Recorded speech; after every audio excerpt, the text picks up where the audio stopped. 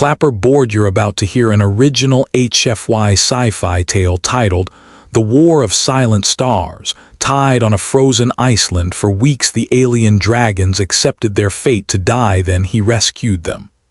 Find a quiet spot, put on your headphones, and let the stars fall silent. If you enjoy cinematic sci-fi narrations, consider subscribing for more. Now we begin. The wind over the ice did not howl.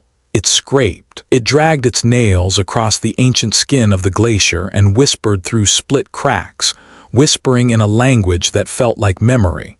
Above, the sky was a thin sheet of steel, and the sun moved behind it like a ghost walking along a hallway, a blur behind frosted glass. One man crossed that hall of the sky. He was a black figure on a white page, a moving period at the end of an endless sentence.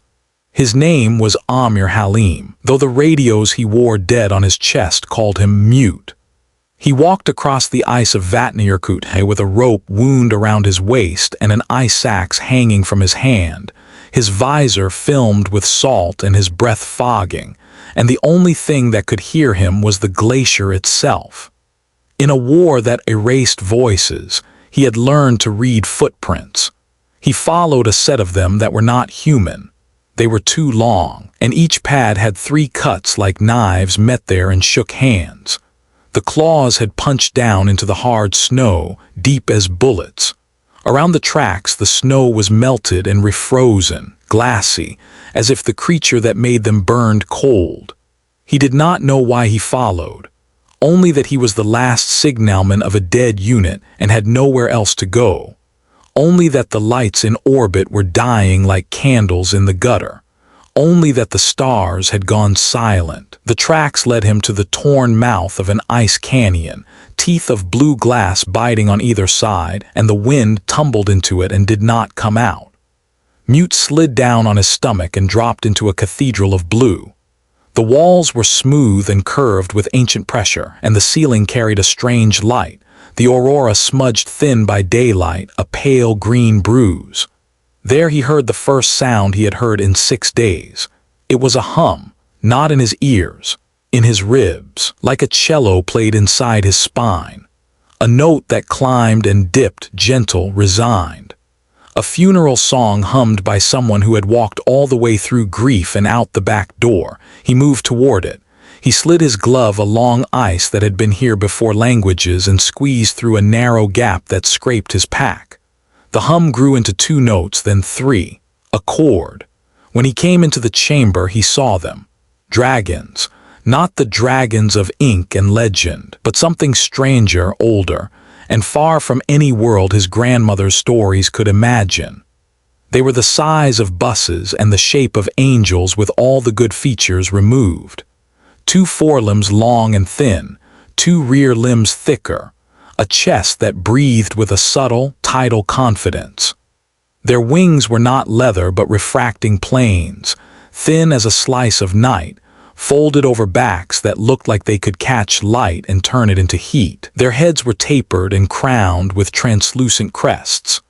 Their eyes were an ancient green, and when they turned to him, he felt that chord in his ribs bend, add a note, then go quiet. There were 4 of them. They were tied. The ropes were not rope but glossy woven belts of polymer that humans had made to haul satellite dishes. They ran to iron anchors drilled into the ice and then into spinal clamps, human clamps that held the dragons by their backs. They had been ringed with beacons, but the beacons were dark. The creatures lay like bowed kites, huge and defeated. The breath that came out of Mute fogged his visor. He lifted it. Cold stabbed his face, his lips went numb, his eyes watered with the sting of air that had never been touched by summer. He spoke because you speak to sacred things even when you know they cannot hear. "I'm sorry," he said, voice catching. One of the dragons lifted its head. Its crest blushed with dim light. Green, snow fell from its neck in a cascade and shattered like glass on the ice. "You shouldn't be here," Mute whispered to the dragon or himself, he wasn't sure. He knew who had bound them, he had never met them. But he had followed enough dead men's tracks to know the practical shape of ambition. Someone had captured the dragons, stashed them in an ice canyon, and planned to return with a cargo hauler and men with steady gloves. He counted the pins and the clamps, read the transformations in the ice like one reads old letters. They had been bound here for 3 weeks at least. There were marks of feeding, animal bones, seals dragged down from holes in the ice, cracked clean and the marrow sipped. But in the last few days the bones ended. They had accepted their fate. He could see it in the line of their bodies, in the stillness of their wings. They were not wildness caged, shaking for freedom. They had curled around their dignity like a blanket and prepared to die within it. A shard of radio static went through his ear bud, a tiny ghost of a sound. It was nothing, it was everything. It was the last heartbeat of the constellation anchored above Earth, the fleet that had gone into the silence. The war was older than him, but not by much. It had begun with a whisper in telescopes, sections of sky where light came but no signals did. Sunlight, yes. Heat, yes. But every star's radio life was dead. No plasma pops or magnetar howls, no planetary hiss, nothing. As if someone had poured velvet over the galaxy. We called them the silent stars. Then our own satellites began to cough. First the long-range beacons that anchored Mars and Earth's conversation. Then the weather birds. Then the global mesh. Then the ground stations found their transmitters still worked, but their signals went nowhere. It wasn't a jam. It wasn't white noise. It was not interference. It was silence.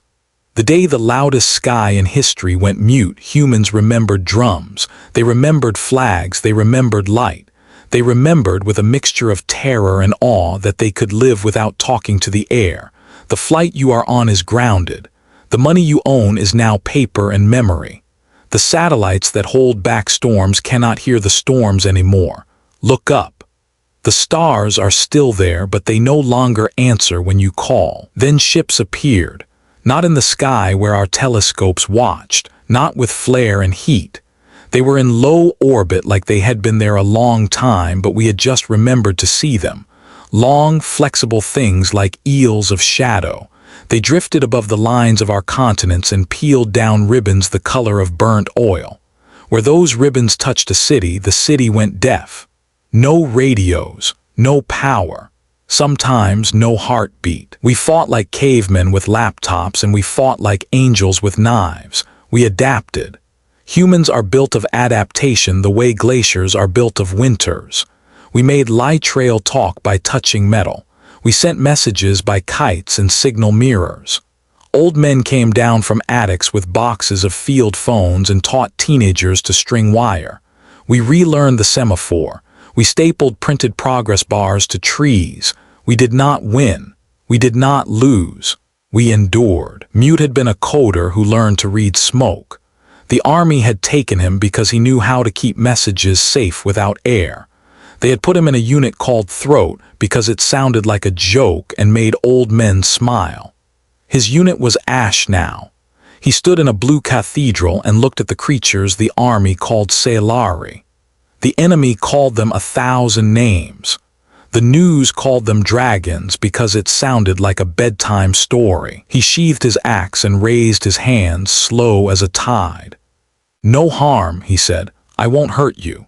The dragon with the green crest lifted its head more. It opened its mouth. Its tongue was pale and split like a ribbon, and its teeth were not teeth but a glittering comb of crystal. It breathed out gently. Mute did not see fog. He saw the air ripple. He felt that cord again, lower, turning in his ribs like a key in a lock. He shivered. "I don't have food," he said. "I have heat." He unclipped his pack and took out a cargo blanket, the kind with silver threads that trapped warmth. He shook it out and crawled under the nearest wing and over the back, fingers numb, and draped it over the spinal clamps. He did the same with a second blanket on the next dragon and felt foolish, like a child trying to rescue a mountain with a napkin. When he slid the third blanket over the greencrest's back, it shivered, and in his ribs, he heard something like surprise. He found the clamps. He knew their locks. He had set them on prisoners and unhooked them from friends. He recognized the manufacturer from an old catalog he'd seen in a mess tent. He decanted his breath onto the lock, put a tool into it, and turned until his wrist burned. The lock clicked, then squealed, then cracked. The dragon did not move. They were ready to die. He moved to the next clamp and opened it too. Strap jumped like a released snake. He kept his hands wide and his eyes down. He remembered from somewhere that to look a thing in the eyes can be an insult or a promise or a wound. He circled the chamber, opened each clamp, then returned to the green crest. Snow powdered every motion. The wind above the canyon moaned once and fell silent again. He put his gloved hand against the green crest's shoulder. It was warm, not human warm, summer stone warm. "I can guide you," he said. "Out, there's open sky, but look, it's bad up there." He felt foolish explaining fear to a thing that deserved myth. He tapped his chest. "Amir," he said, "people call me mute, it's a joke. The sky doesn't laugh anymore." The dragon turned its head. It was so close now that he saw little scratches on its translucent crest, lines like writing left by claws and time. He saw his reflection in its eye, small, burned by wind, an animal dressed in old technology. He felt the cord in his ribs shift again. It was not a sound exactly. It was a shape. He realized he was not hearing, he was being heard. He closed his eyes. He opened a door in his mind that no one had taught him to open. It was the door people shut when they become adults and stop believing that stars can listen. He opened it anyway and said, inside and without words, "I will help." The dragon breathed. The cord caught and held, and something like a second hand ticked. No, a heartbeat. He saw for a slice of a moment a world that was not Earth, not a place. A feeling like sunlight against water under two moons and a canyon carved by wind that sang and sang. Not words again. He saw a cliff that had been home. He saw it fall. He saw a fleet like knives and the crack of a sky being unplugged. He saw dragons folding their wings as their world dimmed, and the long black eels from above swallowing not flesh but song. He saw silence weaponized, and the Selari thrown screaming between stars into a cold ocean. He saw them break surface above earth and breathe in our air like an apology. He saw humans throw nets and kindness and cruelty in equal amounts. He saw men with ropes. He felt the Selari's resignation like a great animal laying its head down. Better to die than sing for a master. Better to fold than be flown. He breathed out a little noise, not a word, just the human crack when the heart leans. The dragon dipped its head in a gesture old as friendship. Mute cut the last tether. They did not rise in panic or fury. They stood carefully, joint by joint, the way you rise after sitting too long. The ice groaned under them. One spread its wings and the light in the chamber changed. The refraction chased along its panes and the blue light of the ice went through it and came out like green flame. The wind above the canyon came back slowly, a curious child. Mute led them to the entrance, hands wide, voice soft. The first tunnel was too narrow for them to open their wings. They slid along and the ice hissed against their flanks. When they reached the mouth of the canyon, wind punched them. Snow barreled in and slammed against Mute's chest. He stumbled and felt a wing lift him and set him on his feet again. He saw the sky, cloud like torn wool, and between the tiers the pale smear of the aurora. In orbit a shadow moved, his throat closed. "Go," he shouted over the wind, "fly." The green crest did not move, it dipped its head and nudged his shoulder. "Go with us," he shook his head. "I can't," he said. "This is not, I don't." The dragon lowered its back like a ramp. It waited. It sang, not loud, but with patience. He climbed. He did not know why, maybe because he had tried living without a why and it had not worked. He swung his leg over the ridge of the spine and slid between two translucent plates. The wing lifted and came down gently against his back, a wall of summer. He wrapped the rope around his glove and his arm around the ridge and said, "Oh no," to the wind as the dragon leapt. Ice fell out from under him like a trapdoor. The world snapped into movement. The Selari unfurled like knives thrown into the air. The chamber, the tunnel, the canyon mouth gone. Mute felt the first beat of wings vibrate bone. He felt the cord in his ribs swell. He felt the sky remind him of what up meant. They carved through the wind like sparks. They did not fight the air, they taught it. The chamber had been a cathedral. This was a symphony hall carved into weather. The dragons rose and rolled and flashed through gusts like they had been born here. Mute clung, eyes streaming, mouth open, a shape cut out of terror and somewhere under it love. The green crest turned its head to the side and he saw its eye on him again, as if to say, "We are very alive, are you?" "Yes," he said, laughing raggedly, and then his laugh went away because the sky above them blackened, and not with weather. The eel. It slid into view like a curtain unrolled. It had no wings and no engines and no heat shimmer. It was the shape of refusal. It drew a ribbon from a seam that was more felt than seen and laid it on the air. The ribbon drooped toward Reykjavik, toward the radio fields and the towers like dead trees. The Salari hummed.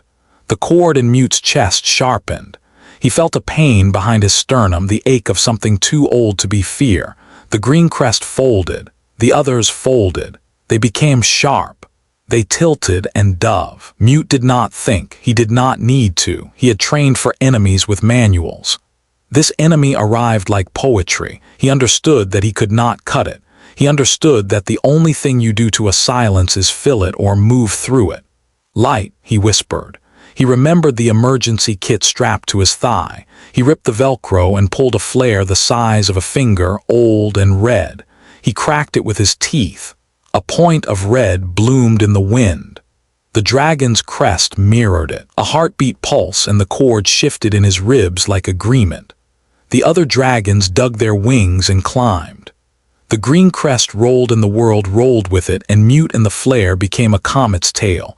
They dove through the ribbon. It was not light. It was less than light. It was what a room feels like after a party when everyone has left and the air is made only of our absence.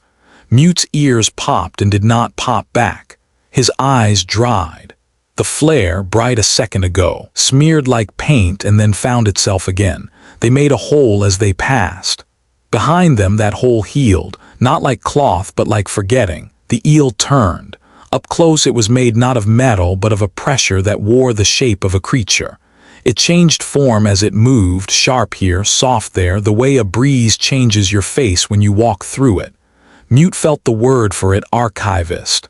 Not a killer, not at first. A taker of stories, a librarian of voices who was tired of noise. It collected silence the way a gardener cuts flowers. Mute could not communicate that to a general. He could communicate it to a dragon. He put his hand flat on the ridge and pressed what he knew into the cord. He pressed his alarms, his memories, his grandmother's favorite radio station, his unit calling each other by names only we used, the pattern of his father's hand on his head when he was a child, the first time he had heard the aurora with his teeth. He pressed all that into the cord and said, wordlessly, "This is what it takes." The green crest answered with 3 pulses, each one a bloom of pain and joy, and then they were closing and the eel twisted and a beam of knot light washed over them. In the ribbon, Mute's flare died. His chest hurt like a string was pulled through it. His vision flickered and came back in grain. The world became very small, the ridge under his arm, the curve of scales like glass, the breath in and the breath out. Then a sound. It was a drum. He thought it was in his head. He realized after 2 beats it was in the air. No, on the ground, somewhere below, humans were striking drums. Mute's radio was dead, but drums do not need radios. They carry inside bodies down long ribs of earth through ice. They carried up an old human message. We are here, we are here, we are here. The green crest's crest flashed, mirroring the rhythm. The eel's ribbon wavered. The Salari dove and the drums answered, faster now, telling them wind speeds and flanks. It wasn't words, it wasn't numbers, it was tempo, it was math written for the heart. It was a technique Mute's unit, now ashes shared with ice, had practiced with knife handles and mess tables and too much coffee. A way to move information that the silence could not eat. The dragons swam that drum. A second light flared below. Not a flare this time, but mirrors catching thin sun and speaking with it. Children in the ruins had become signalers. Old fishermen had become daylight coders. Mute understood the plan they were making from scratch. The eel's ribbon could be cut by passage, if a passage was forced quickly enough in many places at once, because like all living things, it had to heal in sequence. If enough holes opened in the right rhythm, the eel would falter. The Sailari carved holes in silence with their bodies. Mute struck the flare against the metal of his buckle. One spark, then two. The flare did not hold, but the spark was representation enough. What mattered was the rhythm. He banged the metal against the ridge with his gloved fist in time to the drums below. The dragons danced. They did not breathe fire. They breathed voices. Their bodies sang without sound. They made patterns that Mute felt rather than heard, and those patterns mapped against the drums and mirrors and the lines of wind and the cracks in the glacier, and built a cathedral larger than the one in the ice. The eel stuttered. It turned a mouth toward them that was not a mouth and tried to swallow the rhythm. It ate the drum beat, and another drum began. It ate the mirror flashes, and a child with a shard of foil on a roof found enough sun to say, "I'm still here." It ate a human voice, and choked on it, and learned that some things, learned by heart, cannot be deleted. Not from the world. The ribbon tore. It was like watching fog ripped by speed. It shredded. It reknit. It shredded again. The eel flicked, angry for the first time in a way that felt less like anger than relief at finding an equal. It lunged at the green crest. Mute wrapped both arms around the ridge and screamed an old prayer that his grandmother kept in a jar next to rice. The dragon rolled. The eel missed and brushed the outer edge of a wing. Winter exploded inside Mute's elbow. He lost feeling from the fingertips of his right hand to his shoulder. The cold, a tattoo pressed through his suit into skin and bone. They dove. Volcanoes are old. Their throats remember the world when it was young. The Sailari plunged toward a throat shaped out of old fire and new snow. The earth rose to meet them and then swallowed them, a dark mouth. Light vanished. The ribbon vanished. The drums became a heartbeat again. Inside the crater, air was still and tasted of iron. The dragons hovered one at a time, wing beats gentle. Muted echo bounced off old lava and came back thinner. Mute breathed. His fingers screamed as they thawed in the dragon's heat. He realized that he was crying and that he would not tell anyone later. They settled on a lip deep in the throat. The green crest put its head level with him, and he saw himself again reflected, smaller now. "You live." "I do." His voice shook. "I do, thank you." The dragon blinked slowly. "We are not done." Mute didn't need translation for that. He slid off, legs jelly, leaning against warm plates, and paced along the ledge because motion was the only way to make fear a domesticated animal. The other three dragons watched him with different eyes, blue, amber, old copper, and hummed with different chords that braided around his heart like a heat mat. He thought of the eel. He thought of the sky. He thought of the drums, and then the thought became a memory made of skin. His unit, their thighs against a mess table in a tent lit by a dying generator, their hands pounding a pattern they had borrowed from a wedding and turned into the map of a patrol. He heard laughter. He heard his name mispronounced on purpose. He heard the thing that makes a group of people more than a pile of bodies. "I can't kill it," he said to the dragons or to himself. "We can't kill it." The green crest cocked its head. "No." "Then we make it move," Mute said. "We make it move out to where it can't hurt us." He looked up through the hole in the crater and saw a ring of sky, a ring like an eye. The aurora slid a fingertip across it and pushed a green ripple like a thought. "How do you move a thing made of refusal?" he asked softly. "You ask it to dance," said the cord. He laughed, breathless.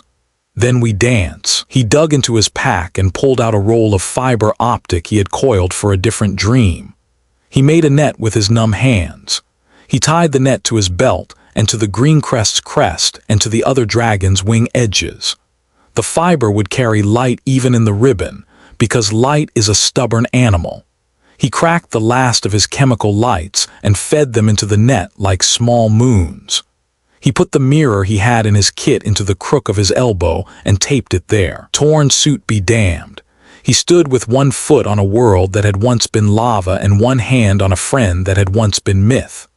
"Okay," he whispered, the prayer now a plan. "We need drums, we need more than drums. We need everything Earth remembers how to do without radios." A shadow moved above. The eel slid across the ring and paused like a cloud on the mouth of a cave. The ribbon reached like a tongue. "Now," Mute said.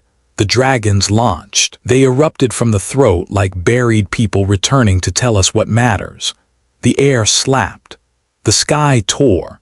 The eel turned its pressure shape with the patience of weather. The ribbon fell, slow and sure. Below, the drums caught them as they broke surface and wrote them a path across flat white. The first path bent toward a line of black trucks abandoned on the ice road.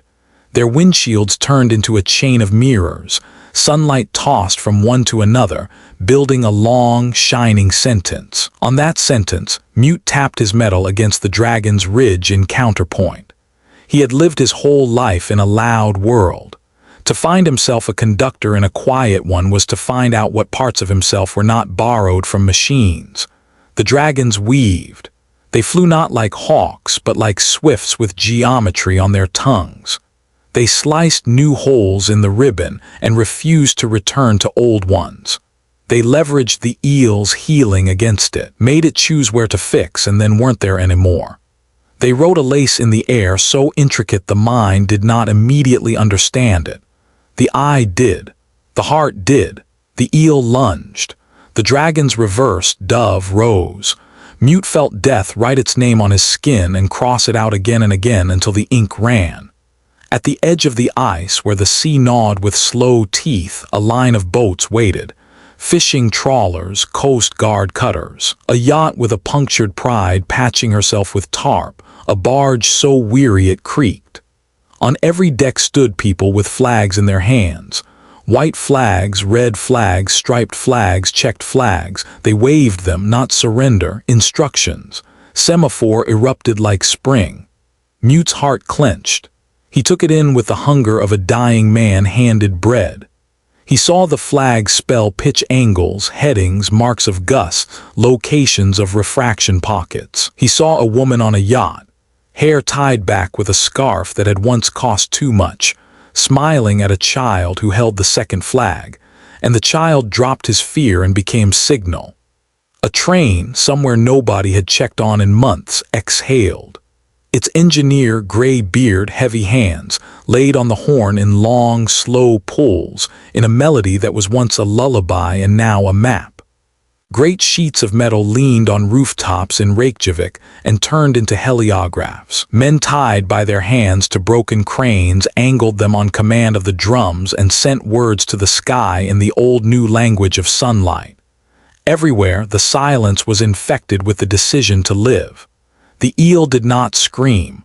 What would silence sound like when it screamed? The eel tightened. The ribbon thickened. It would smother by enveloping what it could not extinguish. Mute leaned forward, lips to scales. He whispered a word into the green crest's translucence. Home. He gave it the image the dragon had given him. He gave it back. The canyon under two moons, the wind-carved blade, the cliff that had sung. He pushed the ache at the absence into the chord. The dragon answered with something that tasted like copper and salt. They rose.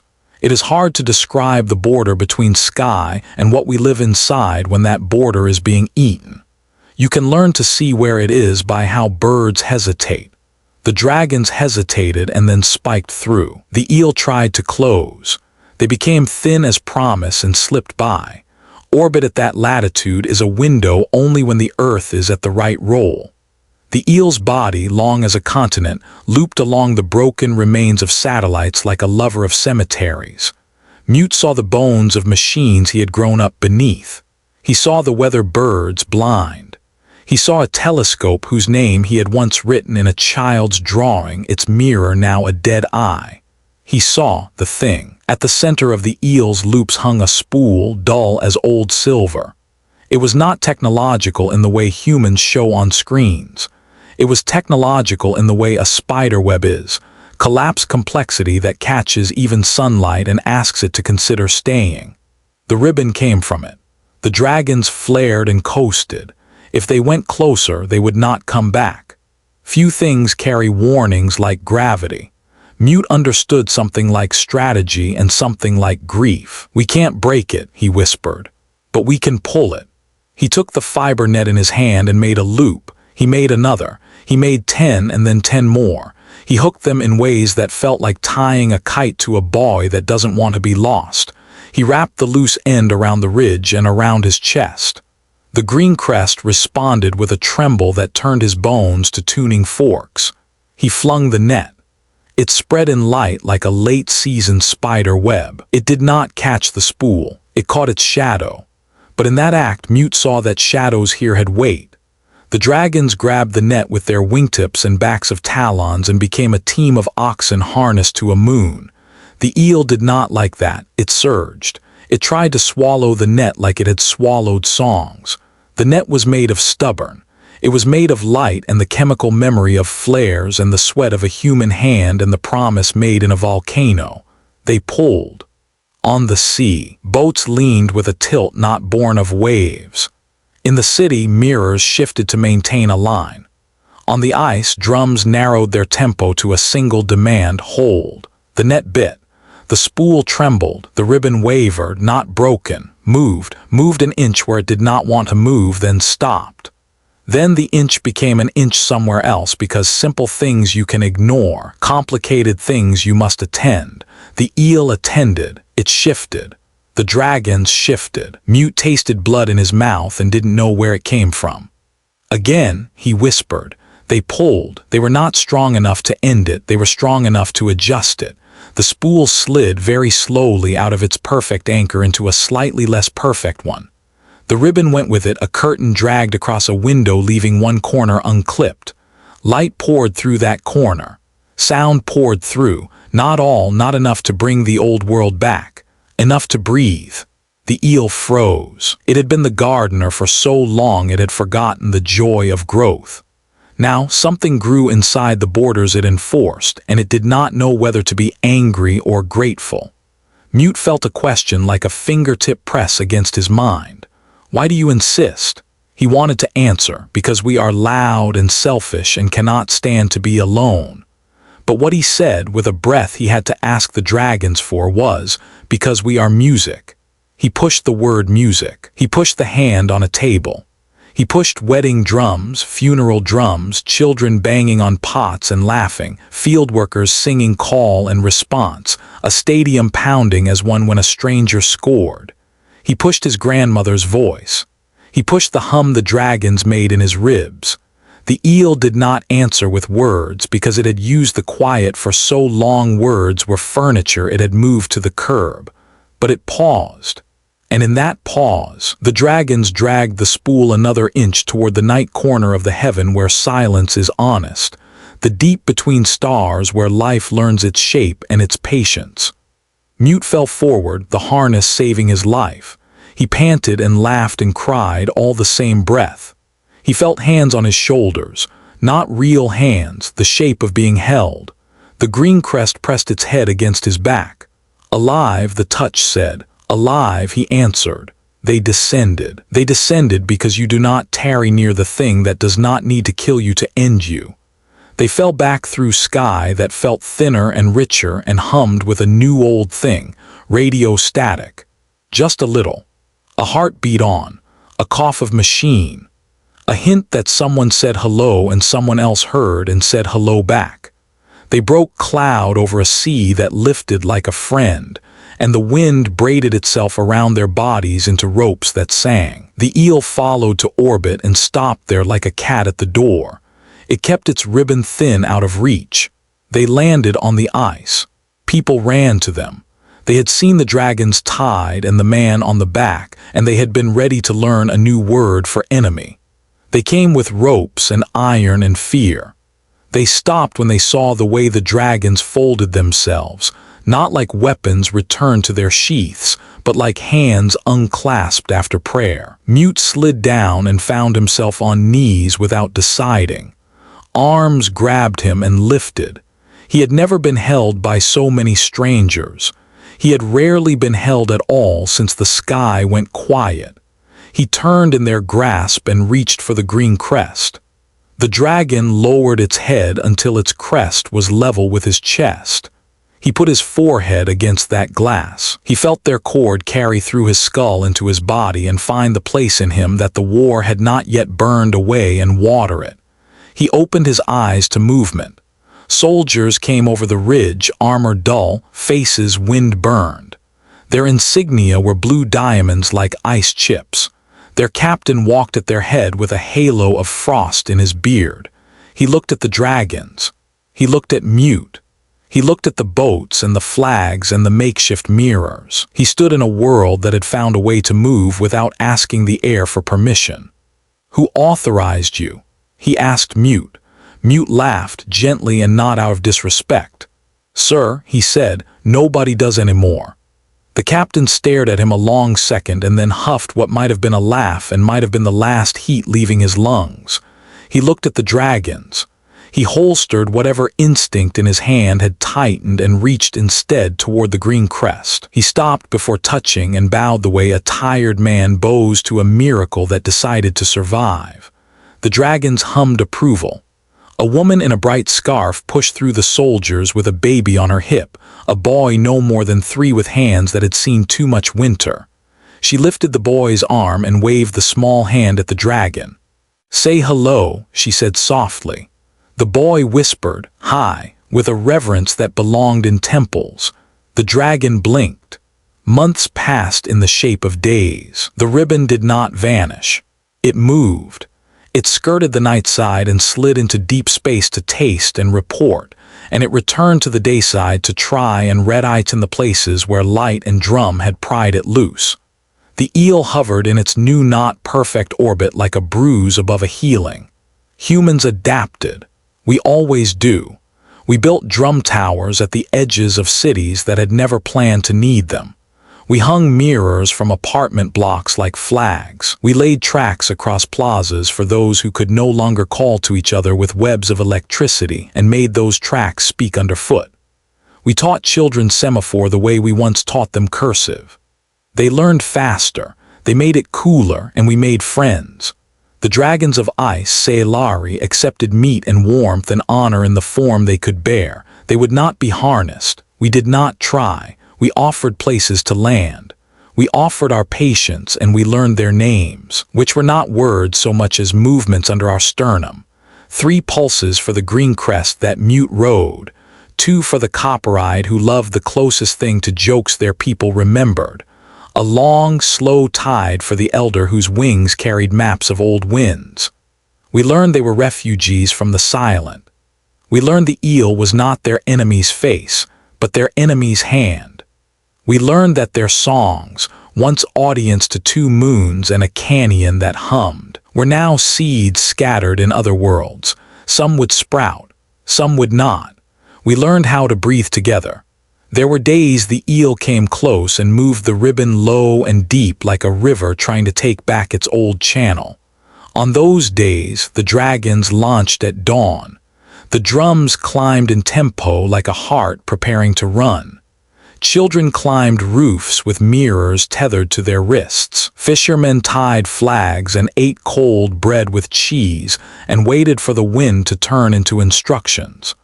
Mute and the green crest threaded those instructions the way a needle threads a story to clothe. He learned the crest's name the way you learn your own heartbeat if you listen hard. He tried to say it once with his mouth and failed and did not try to speak sacred things twice. He called the dragon friend.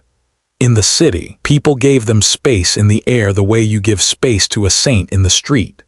In the hospital, nurses tied bells to the wrists of sleeping babies so they could hear them if the ribbon fell. In the Coast Guard, they relearned line-of-sight signaling, and the new recruits' arms grew strong and their faces tanned in winter. And in nights when the ribbon was far enough away that radios could whisper, soft and cracking like faraway campfires, the world relearned the pleasure of a partial miracle. They called friends one town over. They called mothers. They called lovers to prove they still existed in each other's heads. They did not call too long for fear of inviting the eel's eye, but they called.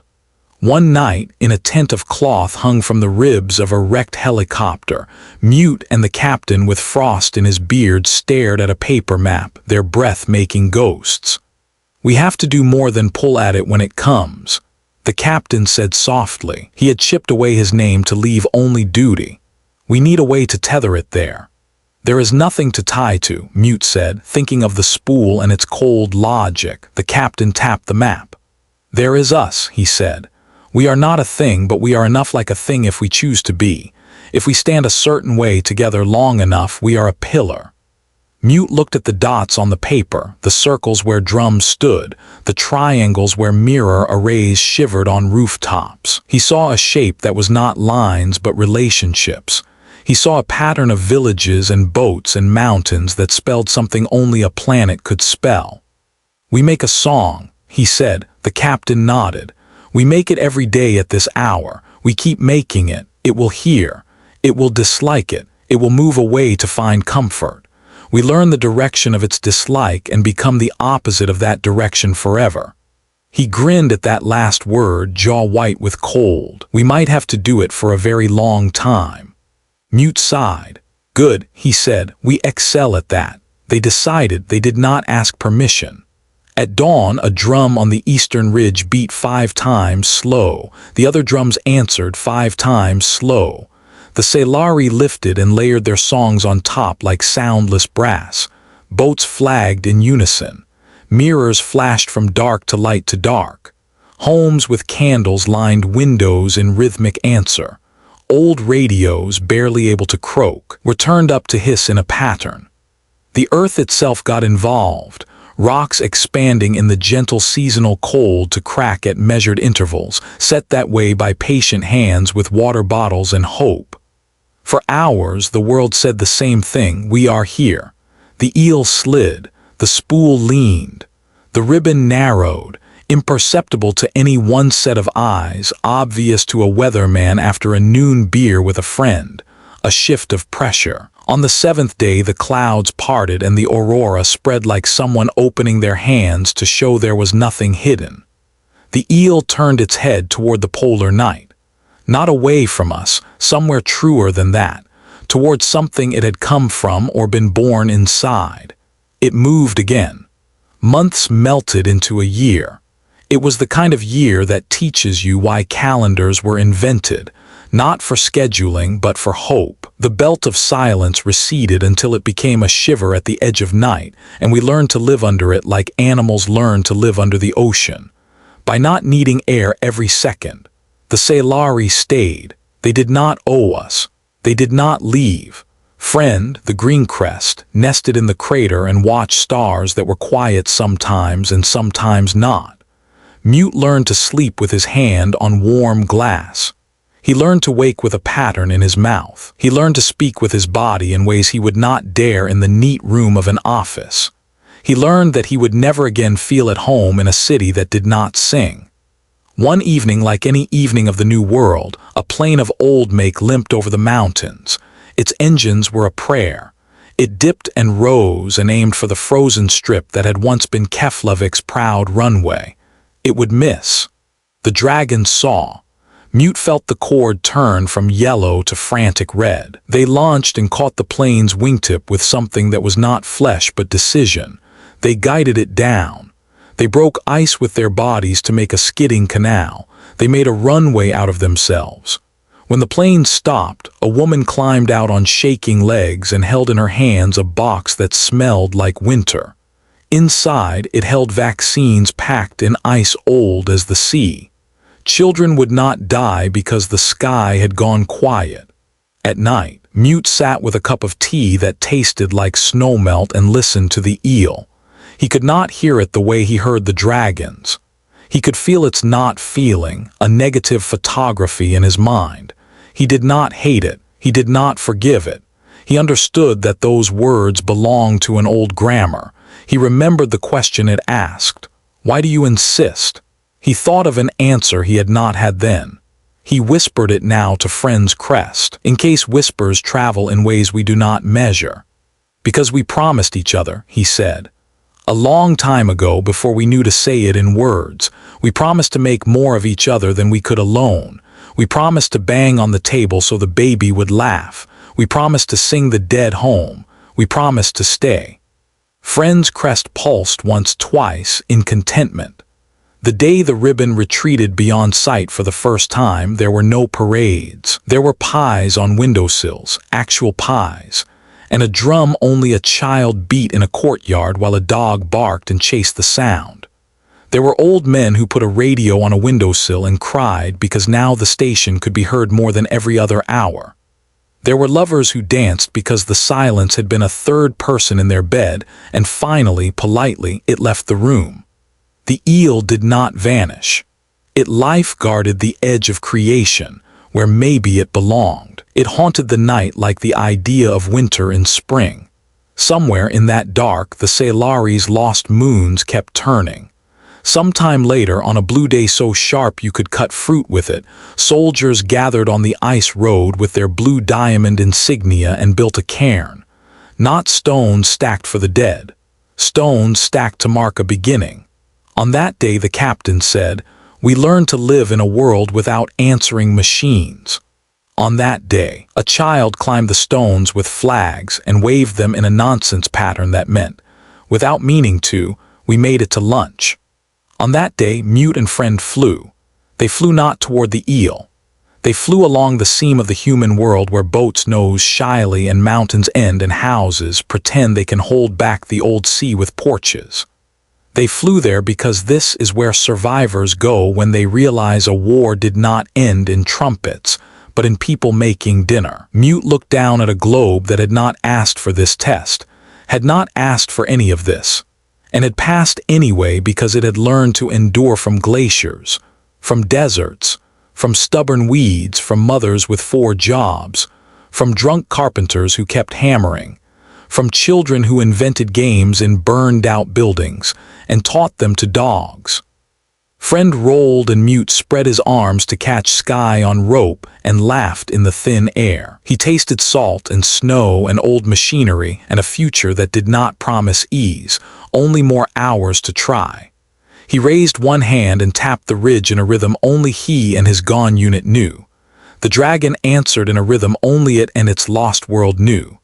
The rhythms braided and became one song for a second long enough to build a life on. Home, Mute whispered, and meant the dragon under him and the ice below and the world that taught him to drum.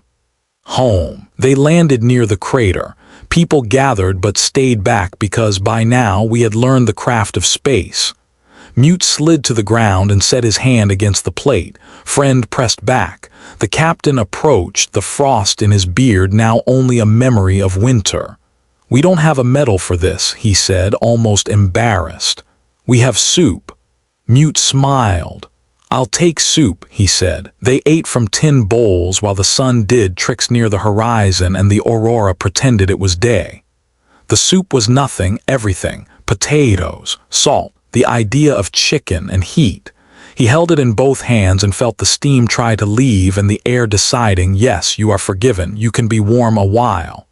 We will need to teach all this, the captain said softly. Not the war, the ways we used to keep living inside it. The drums, the mirrors, the grace to bow before a creature that can save you, the bones of patience. We will need to teach until the world forgets why it matters, and then we will have to teach again. Mute nodded, a little drunk on survival. We will, he said. Tell them about the day we pulled a spool of silence an inch to the left. Tell them about left. You pulled it, the captain said. Us. Them. He gestured at a cluster of children chasing a dog that chased the shadows of their feet. All of us. Then we pulled it again. Night folded its big coat over their shoulders. Stars appeared timidly like shy relatives showing up to a party late. The eel kept its distance. Somewhere beyond what we can count, the Sailari's canyon hummed, whether in memory or in fact, Mute didn't know. He set his empty bowl down, walked to friend, and pressed his forehead to the crest because some rituals deserve repetition. He closed his eyes and sent a thought through the cord that was gratitude and a promise shaped like steady hands. Some days later, a caravan came to the crater.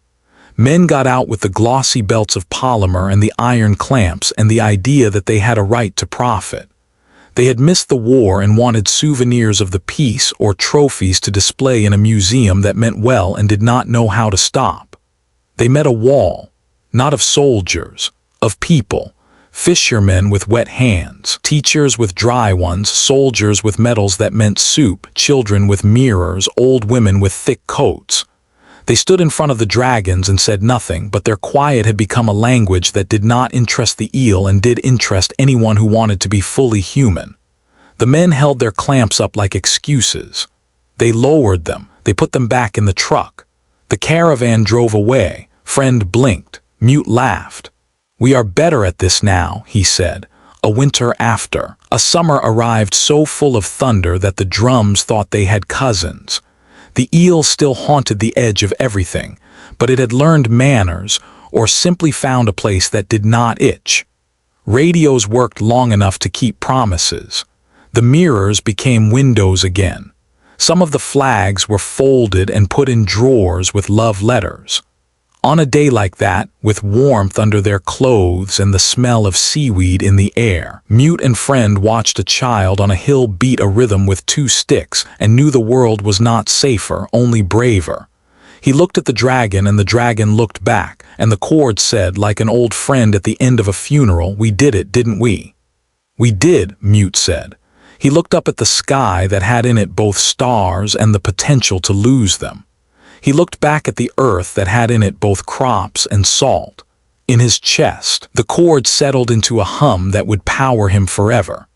The war ended the way wars should always end, with work, with boats built, with roofs patched, with children taught a language their grandparents made to outlast a silence that wanted them to give up. A cairn above the crater gathered names on little stones, not of the dead, but of those who had stood in a drum line, or held a mirror when their arms ached, or tied fiber with numb fingers, or pressed their forehead to a crest and said home and meant the whole planet. When he grew older, the hair at Mute's temples turned white like the glacier's edge. Friend's crest accumulated scratches that looked like writing. They flew less in storms and more in evenings, and they became old in the same way, with grace and occasional cussing. On the anniversary of the first day he cut the clamps, Mute walked alone down into the blue cathedral, now a place people visited without taking selfies. He touched the walls like one touches the shoulder of a friend. He stood where the clamps had been and closed his eyes. He heard again the hum that had been resignation. He sent back the hum that had become endurance. He placed a small metal thing on the ice, his old radio dead with his unit's name scratched into the back by a lonely knife. He did not bury it. He left it there to be found by water and time. He whispered names. He did not expect the aurora to answer. It did not. He came back to the surface to find friend waiting, wings open, sun caught in their pains. The dragon lowered like a step. Mute climbed like a man going home. They rose. They flew over the ice and the sea and over Reykjavik where kids drew dragons on sidewalks in chalk and where old men listened to faint radio and debated tea. They flew past the cairn and the drum tower and the place where the eel had rubbed the sky raw and where the sky had healed. They did not fly toward danger. They flew toward a future that would require forever the boring heroism of showing up. The world they crossed was louder now, but it had learned that sometimes you give a thing its quiet so it can be kind. In that delicate balance, humans made a new civilization, not better than the old in every way, not worse in every way, simply truer. They learned to speak with hands and mirrors and drums and the risk of trusting a dragon when it lowers its head. And on a day like any other day that deserves to be remembered, Mute tapped a rhythm on Friend's ridge, and Friend answered, and they descended together toward the crater, and the soup and the work that would always be waiting. The drums on the ridge picked up a pattern like laughter. The eel in the night turned in its sleep and dreamed, maybe, of a canyon under two moons and a wind that sang. And that was enough. And that day the galaxy learned humanity doesn't conquer, it endures. Headphone, if you enjoyed this story, make sure to like, share, and subscribe to the channel for more epic HFY sci-fi tales. Until next time, stay human, stay unbroken.